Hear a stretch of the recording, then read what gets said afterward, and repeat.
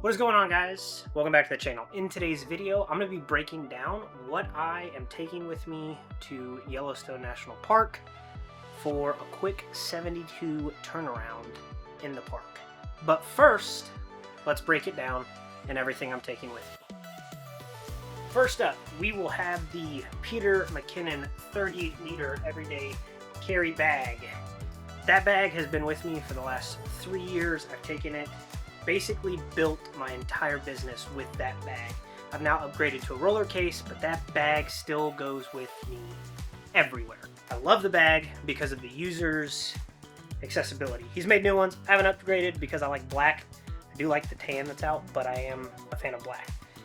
But I love how sleek and compact it is. I can take it onto the plane with me as a personal carry item and keep all my camera stuff in it that I'm taking with me, so I'm not worried about somebody handling it and breaking all my camera gear. Next, I can't show you the lens because I'm currently using it, but montage and B-roll right now. The 16-28 RF lens. No, this is not the L series lens. This is actually a step down from it, and the reason why I chose the STM lens over a L series lens is because the lens itself still gives me that beautiful bokeh. Still is 2.8. It's a zoom lens, does everything I need. It's not internal zoom, but it's light, weight, sleek, and compact, and I'm not worried about bringing some big old lens with me on top of the other two lenses that I have to carry as well. The next thing in the bag, obviously the camera body, the R6 Mark II. I'm currently using it right now, but let's montage some B-roll footage of that one as well. So, I upgraded to this recently. When I started the business that I did and everything, I was using the Canon RP. And this camera has been a wonderful camera, but the battery life does not keep up with how much I shoot. So I upgraded to another camera body, which was the Canon R7. I still use that almost every day on top of the R6 Mark II, but the R6 Mark II has become my main camera. So that is what I'm taking with me to Yellowstone. I'm not taking a second camera body, and y'all can get at me at the comments, but it's a little overkill for 72 hours in the park. That's just me. That's just me. Let me know down in the comments if you would be taking 2 camera bodies or 1, because I'm also packing 2 other lenses. Let's get into that. The second lens that I will be taking is going to be the Canon RF 135 L series lens. And yes, it is L series because they don't sell, at least I don't think they sell a 135 STM, but they do sell a 135 USM. And matter of fact, here's some pictures that I took with it.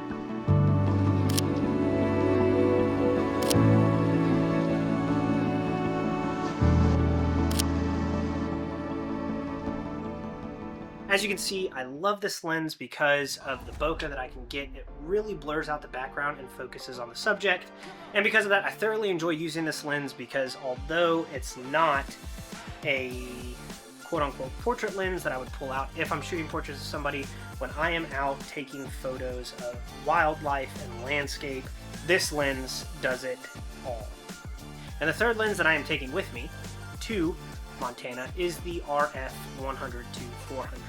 I ended up renting this lens because of the fact that I don't need that as an everyday carry. So I spent roughly $100 to rent it for 3 days. It went with me to Montana, came back, and it did what it needed to do to get the job done of getting close-ups as I was far away from the wildlife.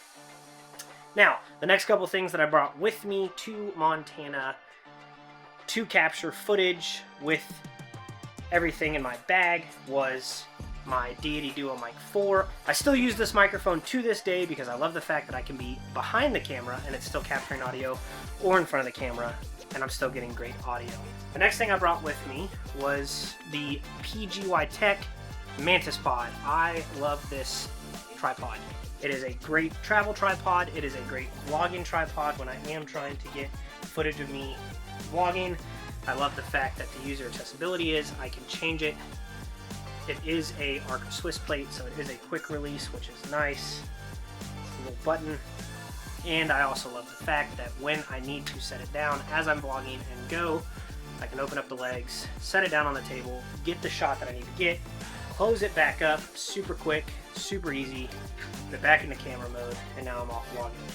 The other thing that I like, because I usually bring a big tripod with me as I am editing. It's like, what just went off behind me? My computer. As I travel, I said editing. I meant as I'm traveling. My wife and I often take photos with each other because we're a married couple and that's what we do. But I usually bring a tripod with me to set up. I did not want to do that because I didn't want to carry a lot, and this guy was perfect because I was able to set it up as a tripod, get photos of us together in the park, seeing things, and able to capture those moments that we still try to capture when we are out traveling at national parks. The next thing I brought with me was just obviously some standard things. My SD card case.